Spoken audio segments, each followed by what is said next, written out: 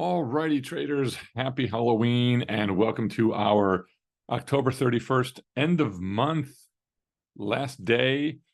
Let's get into the markets and see what happened on the day. Another great day for our account. Let's see if it was the same for the markets. All right, so we finished the day with SPY, fractionally up on the session yesterday, and still on this weekly in this downtrending channel here. We're just bopping around in this channel on the week. But if we look at the daily, another consecutive up day. So two decent up days this week so far. First one Monday, and then again another one today. Getting right back to this previous resistance level. We'll see what happens here. If we can hold it, keep bouncing through, we'll see what happens in the November 1st session. Do we keep this little bounce going? One bar doesn't make a weekly, so we're still in this downtrending channel. RSI, MACD heading down. We're making lower lows, lower highs. We look over on the daily here. MACD did try to reverse the last two sessions. RSI is heading higher. So constructive bounce heading into Wednesday, which is going to be a big day out there with the Federal Reserve comments. I mean, I don't know what they're going to say that's going to shock anybody. Higher for longer. We're waiting on the data. We're not going to make a move but we reserve the right to make the move in the future. I mean, that's pretty much it. That's what they say pretty much every time. And then everybody reads something into that and sends the market in one direction or another. But good constructive looking two sessions here, a little bit of a bounce. If we look at the Qs, pretty similar type of scenario, still maintaining this downtrending channel here. And if we move over to the daily a bit, exact same thing as the SPY. Two decent up days in a row, finishing near the highs of the session. MACD and RSI trying to reverse and move higher. Interesting spot here, potentially to do something. I think you got to wait until you see what the Fed's going to say. On IWM as well, a recovery day here as we hit the bottom of this channel and this support line here, and we'll keep extending this support out a bit, just bouncing right off of that level. So IWM trying to hold it together here, coming off of some oversold levels on the daily, the weekly, and MACD as well. So let's see what happens in IWM. Good constructive sideways movement and a little bit of a bounce in today's session. We take a look at where the VIX was on the day as well, heading lower all the way down here, closed the session at 1814 here. So down to 18. VIX has just come way off its high. So after peaking up here at 22, VIX has just come all the way back down to 18. The volatility has just come out of the market. It's now below its 21 moving average as well. So VIX down below 21 moving average. Volmageddon in the market over for now. If we look at the US dollar on the session, did move up on the day, so dollar gained on the session here as MACD and RSI continue to try to move a bit higher. The weekly showing that we may be running out of steam and you're moving sideways out of this channel, but getting a little bit of a bounce here on the daily on the US dollar. If we look at what TLT did on the session as well, dropped again, falling back down to 83. So still, no rally in bonds here. And if we look at the interest rates on the session yesterday, closing at 48.75, had fallen earlier in the day, bounced here a bit, and finished off their highs. But overall on the day, not much of anything on the session. So not too much of anything on the session. Pretty flat. And we're recording this in the morning here, so we're a little bit past. But if we look at the futures here, Aussie dollar dropped on the session. British pound dropped on the session. Canadian dollar dropped on the session back towards lows. and then the euro dropping on the session as well. So all of the different forex pieces just dropping on the session as the dollar is gaining. No surprise there. Bonds we've already covered with TLT, but still like this area here as we continue to just move sideways, which is technically breaking out of this descending wedge, not decisively at all, but it is moving higher and is moving out of this wedge pattern on the day. So because of that, we tried to pump out and then we finished back inside. Obviously, we get the preview here that bonds are moving up, which is good for us. We do have naked puts in bonds, of which one came off in the overnight session. We take a look at oil. Oil down on the day as well. Oil just continues to drop to the bottom of this descending wedge pattern that you have in here. Weekly has just been very weak, weak. MACD, RSI just heading lower, not a good, strong move at all on oil.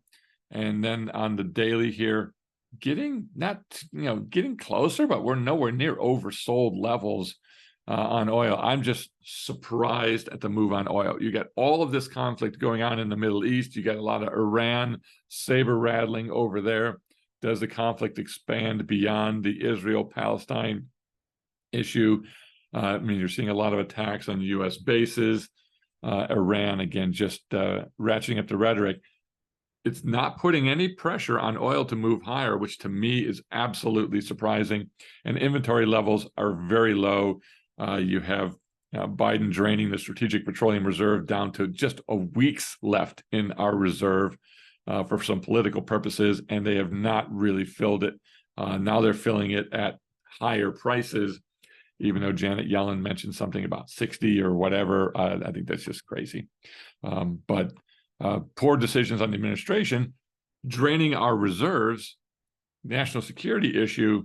You would think oil would base out in here. We're going to continue to sell naked puts on it. I still think oil holds somewhere in this 78 to 80 range, at least for now. I think with everything that's going on, you've really got to think that oil has to find a bottom in here, at least temporarily. It's crazy that it would continue to go down with what's going on in the world.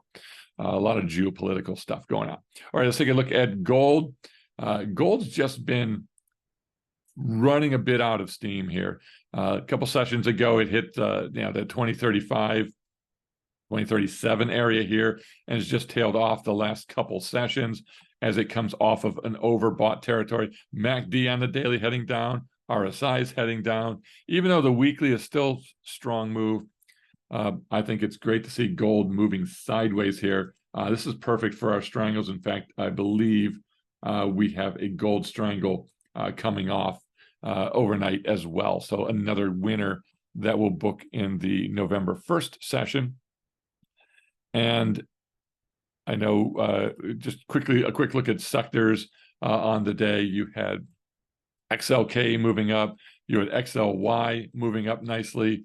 You had XLC moving up nicely. XLE energy moved up fractionally on the day. Financials having two really strong days in a row. This is really buoying the market a bit here as financials continue to reverse off of these oversold levels. MACD, RSI, both running higher. In fact, let's get the 50 line here put in on the RSI so we can really see where we are in relation to the 50, which is my key trigger for getting long or short on some trades potentially here. We're running up to it. So I think sometimes when you break down, you really get a good move down. When you're breaking up through it, you can get a pretty good uptrending move on it. So this is really where your momentum really gets going. I like to play reversals when I'm selling spreads out of the money, and then I like to see the momentum breaking the 50. That gives me good confidence that this thing's going to continue to run for a while. Just skipping around a little bit here on some sectors. Healthcare, couple day bounce. Real estate, good day yesterday as well. Industrials, 2 days of bounce. Oil actually bounced on the session on the sectors. But let's take a look at KRE. So KRE, which is your regional banks, can have a lot of impact on the overall market. It's been downtrending here on the weekly, and you're still in this weekly channel as a whole. So we'll just keep extending this piece out. But you bounced back here as RSI was getting towards those oversold levels. MACD started to reverse right after that, and you've been moving higher. So KRE moving higher. You're getting the regional banks participating in a little bit of a sideways to upwards movement, which has been positive for the overall markets. And then semiconductors bounced a bit on the day, very extended to the downside, past the 2 ATR, almost to the 3 ATR level. You would expect semis to get a little bit of a bounce potentially in here, but you got to keep an eye on where you are. So you're not quite oversold on the weekly. So there could be some more pain, but to me, that would be maybe a little bit of a bounce on the daily and then rolling back down towards the lows on the sectors.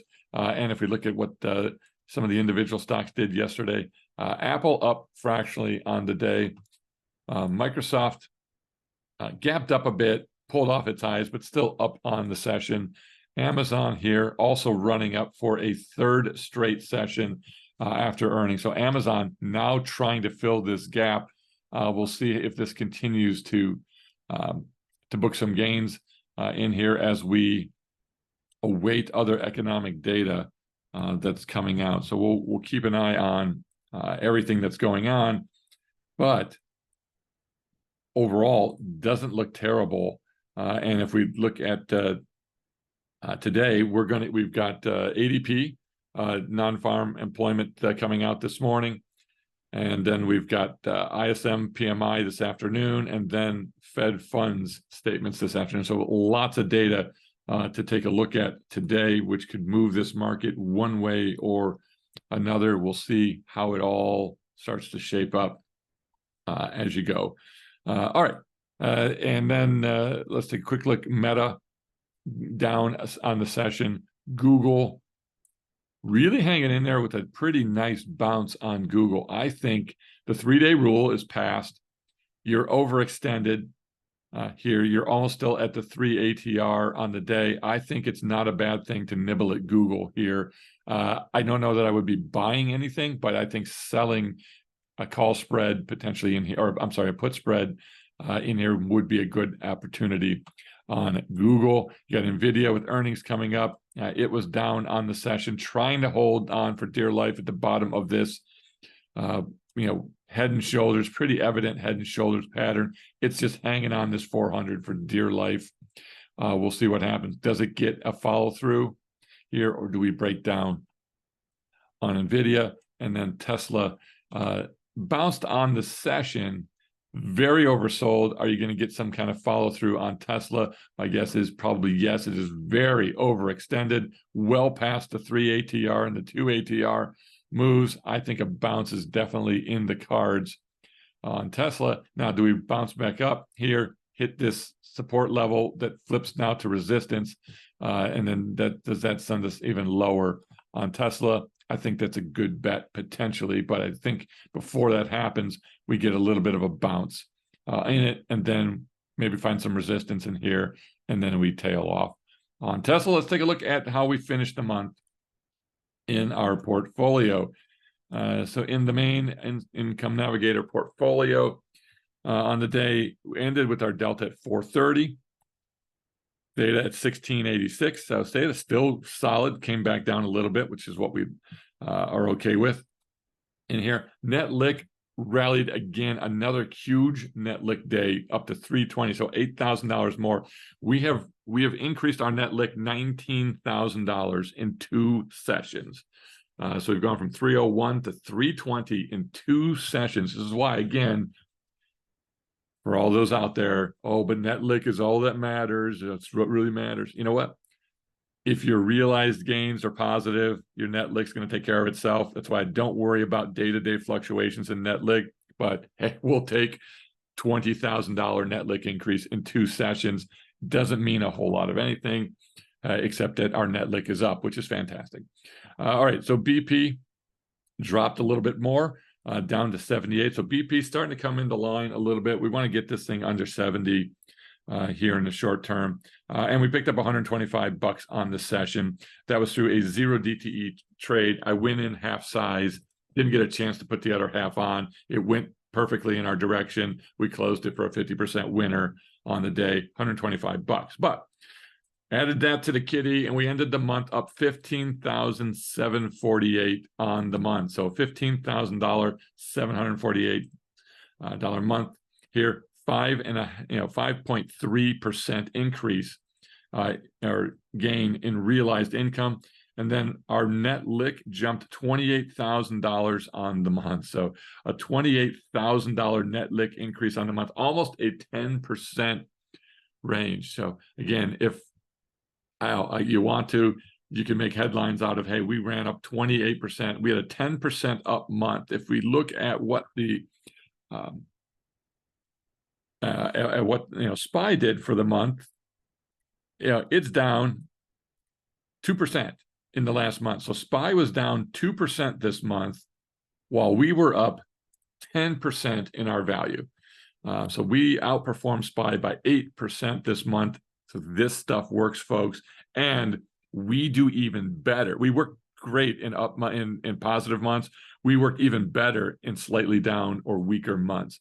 A 2%, 5% down month for us, as you can see here, is going to translate into a lot of extra income for our portfolio. So we like it to drop fractionally, but if it doesn't, we still are going to generate 3 to 4% on a monthly basis. But in these months where we drop a little bit more, we actually can make almost twice that amount. The way we're set up with our 112 strangle trades and all the different 112 versions that we have. We've got the FB, the Fat Bastard 112. We've got the BA or the Big Ass 112, the Standard 112, the Long-Term 112. We've got excellent adjustments on every single one of these. We've got it dialed in. We know exactly how to adjust these for Delta. We know how to adjust these to take advantage of the profits. We know how to adjust our put debit spreads. We know when to take off our naked puts, and we know exactly when to put different trades on of different styles. That's what we do. We supplement that with strangle trades. We supplement that with naked puts.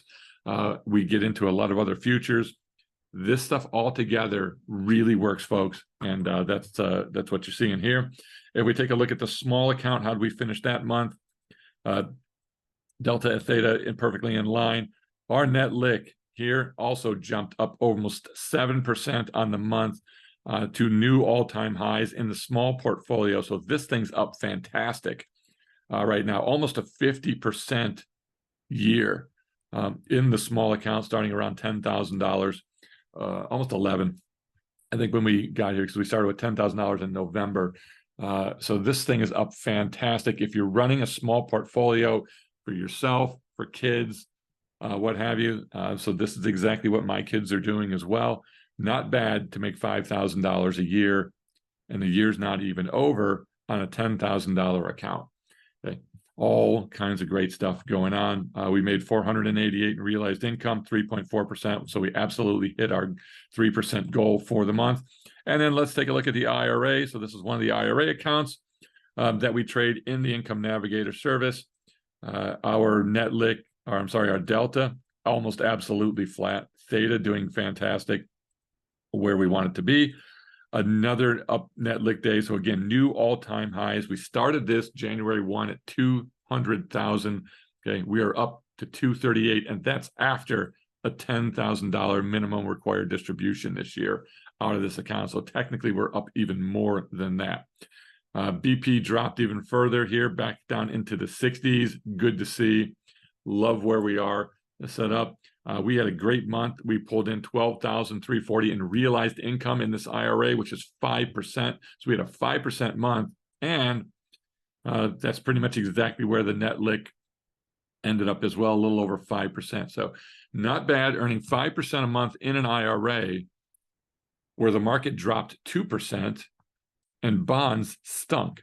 So if you're in that whole 60-40 split, you're getting murdered on the bonds and you're 60% in the stock market or S&P or whatever, also did not perform well for the month. So most IRAs that are at 60-40 or, bond market split, well underperformed. We overperformed yet again. So fantastic month in the IRA. So good stuff overall.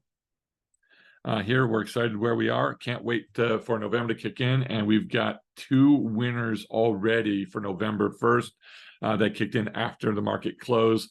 We had a gold strangle come off, and we had another ZB bond futures naked put come off.